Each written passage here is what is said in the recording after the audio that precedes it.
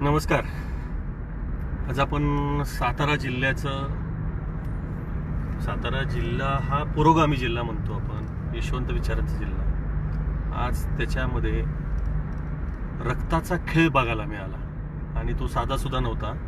एका मंत्र्याचा, म्हणजे जो सातारा जिल्ह्याचे जे पालकमंत्री आहेत त्यांचं रक्त निघालं. दुसरी गोष्ट,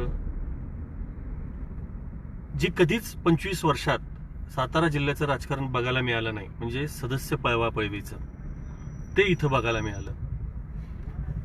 आणि सातारा जिल्ह्यामधला जे राजकीय समीकरण बघितलं तर राष्ट्रवादी काँग्रेस, शिवसेना एकनाथ शिंदेची आणि भारतीय जनता पार्टी, ह्या तिघांनी मिळून जे काही नाट्य घडवलेलं आहे सातारा जिल्ह्यामध्ये, ते काही फार सातारकरांना म्हणून, सातारा जिल्ह्यातल्या नाही, महाराष्ट्रातल्या लोकांना काही आवडलेलं नाही.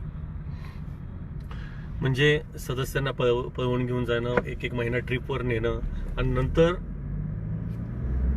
ज्या पद्धतीनं मुंबईमध्ये आपण बघितलं, आमदारांची पळवापळवी, आमदारांना एकत्र एका बसमध्ये घेऊन, तो सगळा प्रकार आज इथं बघायला मिळाला. साताऱ्यातली सर्व दिग्गज मंडळी, म्हणजे केवळ उदयनराजे भोसले सोडले तर सर्वजण या सगळ्या प्रक्रियेमध्ये अतिशय आघाडीवर होते. जे काय आज मी पाहिलं त्याच्यामध्ये असं म्हणता येईल की राष्ट्रवादी काँग्रेसचे जे कॅबिनेट मिनिस्टर आहेत, मकरंद पाटील आणि शंभूराज देसाई, हे सर्व सदस्यांना घेऊन, आणि खासदार नितीन पाटील, हे सर्व सदस्यांना घेऊन जिल्हा परिषदेमध्ये आले. आणि जिल्हा परिषदेमध्ये आल्यानंतर त्यामधल्या 2 सदस्य जे आहेत, अनिल देसाई आणि संदीप साळुंखे मांडवे, खटावचे सदस्य आहेत, या दोघांवरती गुन्हा दाखल झाला होता. आणि त्या दोघांना जिल्हा परिषदेच्या आवारातनच पोलिसांनी उचललं. आणि विशेष म्हणजे हे दोन्ही सदस्य जे होते, हे पालकमंत्री आणि मकरंद पाटील यांच्या बरोबर असताना पोलिसांनी उचललं. आणि ह्याच्यामध्ये जी झटापट झाली त्यामध्ये शंभूराज देसाई रक्तबंबाळ झाले. त्यांचा हाताचं तुम्ही बघितलं असेल आपल्या व्हिडिओमध्ये, हाताच्या बोटाला लागलेला आहे, तिथून मोठ्या प्रमाणात रक्तस्राव झाला. त्याच्यानंतर त्यांचा बीपी शूट झाला. काही काळ हॉस्पिटलचे मोठे वैद्यकीय अधिकारी इकडे आले होते. असो, ही जी घटनाक्रम आहे, म्हणजे एक पालकमंत्री, जो सातारचा पालकमंत्री, ज्याच्यावरती सातारकर जनता विसंबून राहते, अवलंबून राहते, की जो आपलं रक्षण करू शकतो, अशा व्यक्तीवरती हल्ला होतोय. मंत्र्यावर हल्ला, साताऱ्यामध्ये पालकमंत्र्यावरती हल्ला. अरे काय चाललंय काय साताऱ्यामध्ये? म्हणजे पालकमंत्री म्हणतोय मला मारलेला आहे, मला लागलेला आहे, मला पोलीस ओढतायत, प्रशासन जबाबदार आहे. अरे तुम्हीच तर त्या प्रशासनातले एक भाग आहात, आणि तुमचंच प्रशासन ऐकत नाहीये, मग आमचं कोण ऐकणार? सामान्य जनतेचं कोण ऐकणार? आम्ही कुणाकडे जायचं? इथं सातारा जिल्ह्यामध्ये पालकमंत्र्याची जर ही अवस्था असेल तर सामान्य जनतेची काय अवस्था असणार आहे? आता दुसरी गोष्ट, काही जो सदस्यांच्या वरती जो गुन्हा दाखल झाला, तो म्हणजे अपहरणाचा एकाचा गुन्हा दाखल झाला. तर अपहरण ज्या व्यक्तीचं झालं, त्या व्यक्तीला राष्ट्रवादी सेनेच्या नेत्यांनी आमच्या समोर आणलं की आमच्या बरोबर आहे, तरी गुन्हा दाखल झाला. रातोरात गुन्हा दाखल झाला, लगेच उचललं गेलं. आणि ह्या संख्याबळाचा फायदा भारतीय जनता पार्टीला मिळाला.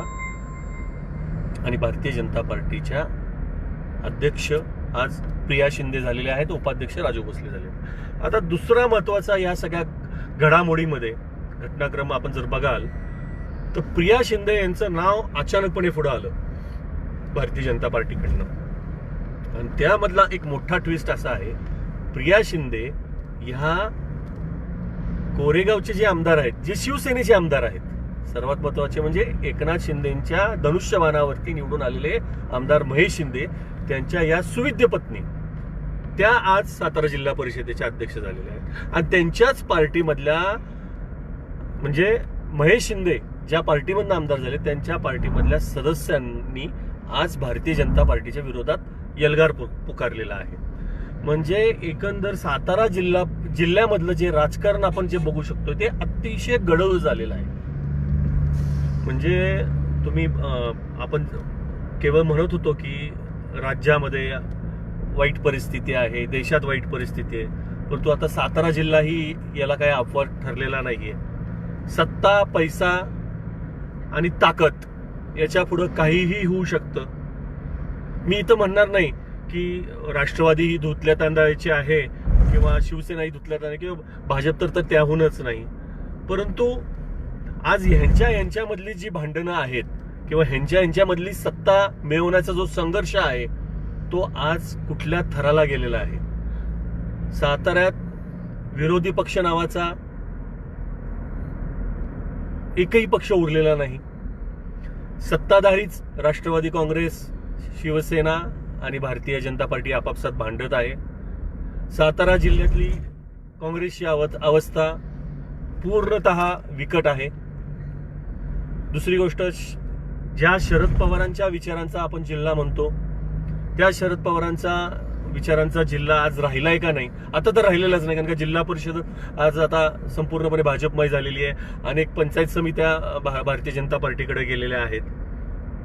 परंतु एक खंत अशी वाटते की माझ्या 25-30 वर्षाच्या पत्रकारितेमध्ये सातारा जिल्हा परिषदेमध्ये जे काही आज काही घडलं हे काही फार चांगलं भूषणावं नाही. मी अनेक जिल्हा परिषदेच्या अध्यक्षांच्या निवडी अतिशय जवळनं पाहिलेल्या आहेत. म्हणजे अतिशय म्हणजे जरी विरोधी पक्ष असला तर तो खेळीमेळीमध्ये त्याची निवडणूक व्हायची आणि अध्यक्षपद निवडलं जायचं. परंतु आज जे काही घडलेलं आहे, हाणामारी, 2 मंत्री, 3 मंत्री म्हणजे सार्वजनिक बांधकाम मंत्रीही तिथं हजर होते. म्हणजे शंभूराज देसाईंनी थेट शिवेंद्रराजेंवर आरोप केलेला आहे, सातारच्या नगराध्यक्षांवर आरोप केलेला आहे की त्यांनी धरपकड केली आणि पोलिसांचा संपूर्ण उपयोग भारतीय जनता पार्टीने केला. तर दुसरी गोष्ट, जर शंभूराज देसाई या बाबतीत म्हणत असतील की भारतीय जनता पार्टीने उपयोग केला, तर तुम्ही तर पालकमंत्री आहात, मग तुमचं पोलीस का ऐकत नाही? आता शंभूराज देसाईंनी, तुम्ही पालकमंत्री आहात तर तुम्ही हा विचार करायला पाहिजे, तुम्ही फक्त नावाचेच पालकमंत्री आहात का? फक्त नावाचे पालकमंत्री आहात, तुमचं प्रशासन ऐकत नाही. आज तुम्ही ज्या प्रशासनावर चिडलेला आहात, प्रत्येक बैठका ह्या तुम्ही घेता, तुमच्या अंडर प्रशासन असतं. आज तेच प्रशासन तुमच्या अंगावर आलं, तुमचं रक्त काढलं. देसाई साहेब, ही भयानक गोष्ट आहे, जे कधी घडलं नाही. तुम्ही स्वर्गीय बाळासाहेब देसाई ज्यांनी राज्य नाही देश हलवला, त्याचे तुम्ही नातू आहात. आज तुमची अशी परिस्थिती या भारतीय जनता पार्टीने करून टाकलेली आहे. जर खरोखर तीच चीड, तीच राग असेल तर तोच करारी देसाईंचा, बाळासाहेब देसाईंचा नातू म्हणून तुम्ही दाखवाल आणि भारतीय जनता पार्टीला त्यांची जागा दाखवाल, ही अपेक्षा मी करतो. आणि तुर्तास इथं थांबतो.